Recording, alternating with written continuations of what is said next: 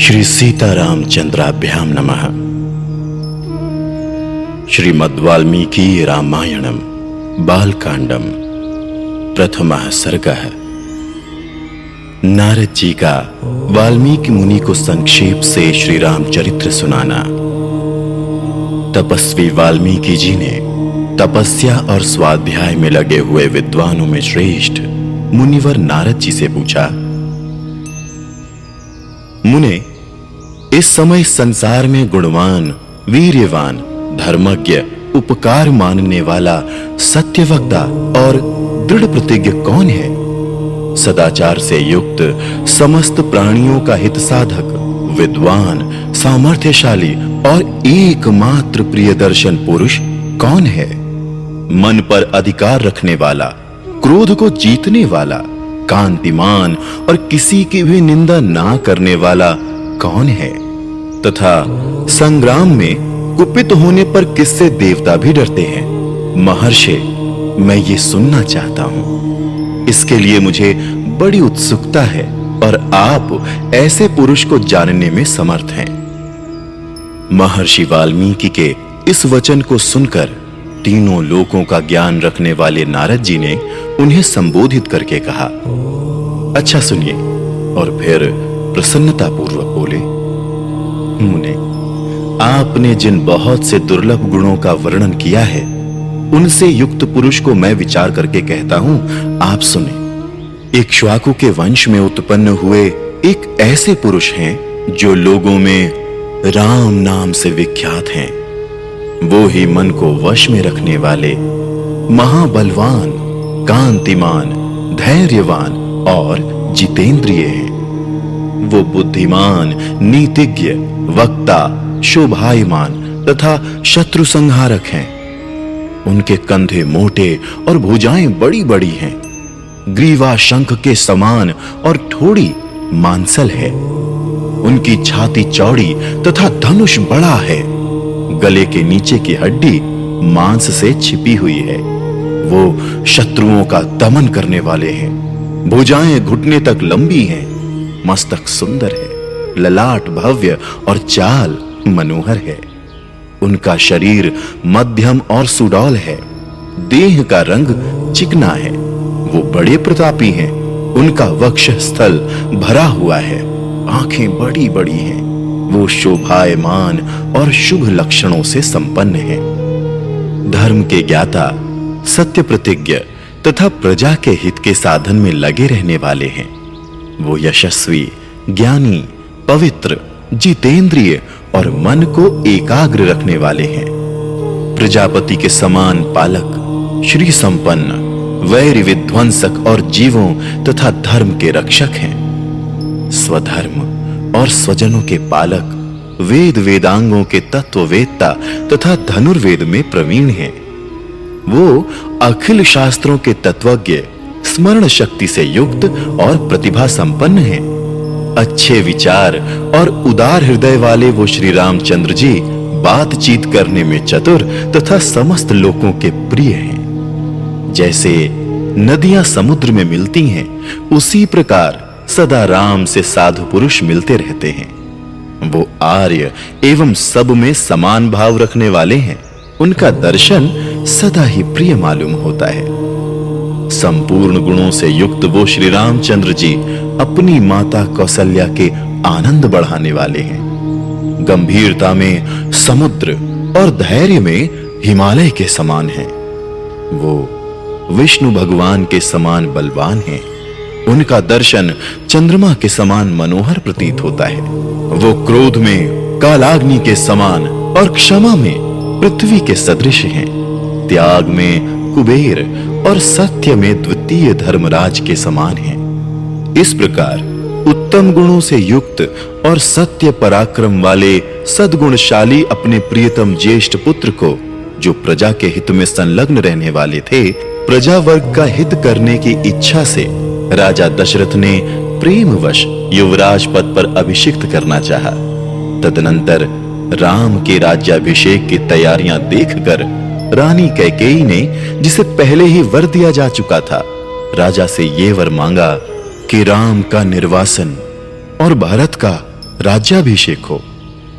राजा दशरथ ने सत्य वचन के कारण धर्म बंधन में बंधकर प्यारे पुत्र राम को वनवास दे दिया। कैकेयी का प्रिय करने के लिए पिता की आज्ञा के अनुसार उनकी प्रतिज्ञा का पालन करते हुए वीर रामचंद्र वन को चले। तब सुमित्रा के आनंद बढ़ाने वाले विनयशील लक्ष्मण जी ने भी, जो अपने बड़े भाई राम को बहुत ही प्रिय थे, अपने सुबंधुत्व का परिचय देते हुए स्नेहवश वन को जाने वाले बंधुवर राम का अनुसरण किया। जनक के कुल में उत्पन्न सीता भी, जो अवतीर्ण हुई देव माया की भांति सुंदरी, समस्त शुभ लक्षणों से विभूषित, स्त्रियों में उत्तम, राम के प्राणों के समान प्रियतमा पत्नी तथा सदा ही पति का हित चाहने वाली थी, रामचंद्र के पीछे चली। जैसे चंद्रमा के पीछे रोहिणी चलती है, उस समय पिता दशरथ और पूर्ववासी मनुष्यों ने दूर तक उनका अनुसरण किया। फिर श्रृंगवेरपुर में गंगा तट पर अपने प्रिय निषाद राजगुह के पास पहुंचकर धर्मात्मा श्री रामचंद्र जी ने सारथी को विदा कर दिया। निषाद राजगुह, लक्ष्मण और सीता के साथ राम, ये चारों एक वन से दूसरे वन में गए। मार्ग में बहुत जलों वाली अनेकों नदियों को पार करके भरद्वाज मुनि की आज्ञा से चित्रकूट पर्वत पर गए। वहां वो तीनों देवता और गंधर्वों के समान वन में नाना प्रकार की लीलाएं करते हुए एक रमणीय पर्णकुटी बनाकर उसमें सानंद रहने लगे। राम के चित्रकूट चले जाने पर पुत्र शोक से पीड़ित राजा दशरथ उस समय पुत्र के लिए विलाप करते हुए स्वर्गगामी हुए। उनके स्वर्ग गमन के पश्चात वशिष्ठ आदि प्रमुख ब्राह्मणों द्वारा राज्य संचालन के लिए नियुक्त किए जाने पर भी महाबलशाली वीर भरत ने राज्य की कामना न करके पूज्य राम को प्रसन्न करने के लिए वन को ही प्रस्थान किया। वहां पहुंचकर सद्भावना युक्त भरत जी ने अपने बड़े भाई सत्य पराक्रमी महात्मा राम से याचना की और यूं कहा, धर्मज्ञ, आप ही राजा हूं, परंतु महान यशस्वी, परम उदार, प्रसन्न मुख महाबली राम ने भी पिता के आदेश का पालन करते हुए राज्य की अभिलाषा ना की और उन भरताग्रज ने राज्य के लिए न्यास रूप में अपनी खड़ाऊ भरत को देकर उन्हें बार बार आग्रह करके लौटा दिया।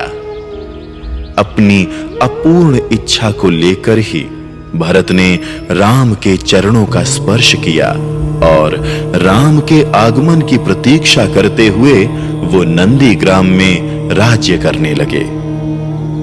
भरत के लौट जाने पर सत्य प्रतिज्ञ जितेंद्रिय श्रीमान राम ने वहां पर पुनः नागरिक जनों का आना जाना देखकर एकाग्र भाव से दंडकारण्य में प्रवेश किया। उस महान वन में पहुंचने पर कमल लोचन राम ने विराध नामक राक्षस को मारकर शरभंग, सुतीक्ष्ण, अगस्त्य मुनि तथा अगस्त्य के भ्राता का दर्शन किया। फिर अगस्त्य मुनि के कहने से उन्होंने ऐन्द्र धनुष, एक खंग और 2 तूणीर, जिनमें बाण कभी नहीं घटते थे, प्रसन्नता पूर्वक ग्रहण किए। एक दिन वन में वनचरों के साथ रहने वाले श्री राम के पास असुर तथा राक्षसों के वध के लिए निवेदन करने को वहां के सभी ऋषि आए। उस समय वन में श्री राम ने दंडकारण्यवासी अग्नि के समान तेजस्वी उन ऋषियों को राक्षसों के मारने का वचन दिया और संग्राम में उनके वध की प्रतिज्ञा की। वहां ही रहते हुए श्री राम ने इच्छानुसार रूप बनाने वाली जनस्थान निवासिनी शूर्पणखा नाम की राक्षसी को कुरूप कर दिया। तब शूर्पणखा के कहने से चढ़ाई करने वाले सभी राक्षसों को और खर, दूषण, त्रिशिरा तथा उनके पृष्ठपोषक असुरों को राम ने युद्ध में मार डाला। उस वन में निवास करते हुए उन्होंने जन स्थान निवासी 14,000 राक्षसों का वध किया। तदनंतर अपने कुटुंब का वध सुनकर रावण नाम का राक्षस क्रोध से मूर्छित हो उठा और उसने मारीच राक्षस से सहायता मांगी। यद्यपि मारीच ने यह कहकर के रावण, उस बलवान राम के साथ तुम्हारा विरोध ठीक नहीं है, रावण को अनेकों बार मना किया, परंतु काल की प्रेरणा से रावण ने मारीच के वाक्यों को टाल दिया और उसके साथ ही राम के आश्रम पर गया। मायावी मारीच के द्वारा उसने दोनों राजकुमारों को आश्रम से दूर हटा दिया और स्वयं राम की पत्नी सीता का अपहरण कर लिया। उसने जटायु नामक गृध्र का वध किया। तत्पश्चात जटायु को आहत देखकर और सीता का हरण सुनकर रामचंद्र जी शोक से पीड़ित होकर विलाप करने लगे। उस समय उनकी सभी इंद्रियां व्याकुल हो उठी थीं। फिर उसी शोक में पड़े हुए उन्होंने जटायु गृध्र का अग्नि संस्कार किया और वन में सीता को ढूंढते हुए कबंध नामक राक्षस को देखा, जो शरीर से विकृत तथा भयंकर दिखने वाला था। महाबाहु राम ने उसे मारकर उसका भी दाह किया, अतः वो स्वर्ग को चला गया। जाते समय उसने राम से धर्मचारिणी शबरी का पता बतलाया और कहा, रघुनंदन, आप धर्मपरायणा सन्यासिनी शबरी के आश्रम पर जाइए। शत्रुहंता महान तेजस्वी दशरथ कुमार राम शबरी के आश्रम पर गए। उसने इनका भली भांति पूजन किया। फिर वो पंपासर के तट पर हनुमान नामक वानर से मिले और उन्हीं के कहने से सुग्रीव से भी मेल किया। तदनंतर महाबलवान राम ने आदि से ही लेकर जो कुछ हुआ था वो और विशेषतः सीता का सारा वृत्तांत सुग्रीव से कह सुनाया। वानर सुग्रीव ने राम की सारी बातें सुनकर उनके साथ प्रेम पूर्वक अग्नि को साक्षी बनाकर मित्रता की। उसके बाद वानर राज सुग्रीव ने स्नेहवश वाली के साथ वैर होने की सारी बातें राम से दुखी होकर बतलाई। उस समय राम ने वाली को मारने की प्रतिज्ञा की। तब वानर सुग्रीव ने वहां वाली के बल का वर्णन किया, क्योंकि सुग्रीव को राम के बल के विषय में बराबर शंका बनी रहती थी। राम की प्रतीति के लिए उन्होंने दुंदुभि दैत्य का महान पर्वत के समान विशाल शरीर दिखलाया। महाबली महाबाहु श्री राम ने तनिक मुस्कुराकर उस अस्थि समूह को देखा और पैर के अंगूठे से उसे 10 योजन दूर फेंक दिया। फिर एक ही महान बाण से उन्होंने अपना विश्वास दिलाते हुए 7 ताल वृक्षों को और पर्वत तथा रसातल को बींध डाला। तदनंतर राम के इस कार्य से महाकपि सुग्रीव मन ही मन प्रसन्न हुए और उन्हें राम पर विश्वास हो गया। फिर वो उनके साथ किष्किंधा गुहा में गए। वहां पर सुवर्ण के समान पिंगल वर्ण वाले वीरवर सुग्रीव ने गर्जना की। उस महानाद को सुनकर वानर राज वाली अपनी पत्नी तारा को आश्वासन देकर तत्काल घर से बाहर निकला और सुग्रीव से भिड़ गया। वहां राम ने वाली को एक ही बाण से मार गिराया। सुग्रीव के कथनानुसार उस संग्राम में वाली को मारकर उसके राज्य पर राम ने सुग्रीव को ही बिठा दिया। तब उन वानर राज ने भी सभी वानरों को बुलाकर जानकी का पता लगाने के लिए उन्हें चारों दिशाओं में भेजा। तत्पश्चात संपाति नामक गृध्र के कहने से बलवान हनुमान जी 100 योजन विस्तार वाले एक क्षार समुद्र को कूद कर लांघ गए।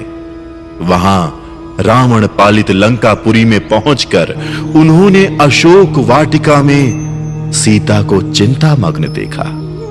तब उन विदेह नंदिनी को अपनी पहचान देकर राम का संदेश सुनाया और उन्हें सांत्वना देकर उन्होंने वाटिका का द्वार तोड़ डाला। फिर 5 सेनापतियों और 7 मंत्री कुमारों की हत्या कर वीर अक्षय कुमार का भी कचूमर निकाला। इसके बाद वो जानबूझकर पकड़े गए। ब्रह्मा जी के वरदान से अपने को ब्रह्मपाश से छूटा हुआ जानकर भी वीर हनुमान जी ने अपने को बांधने वाले उन राक्षसों का अपराध स्वेच्छानुसार सह लिया।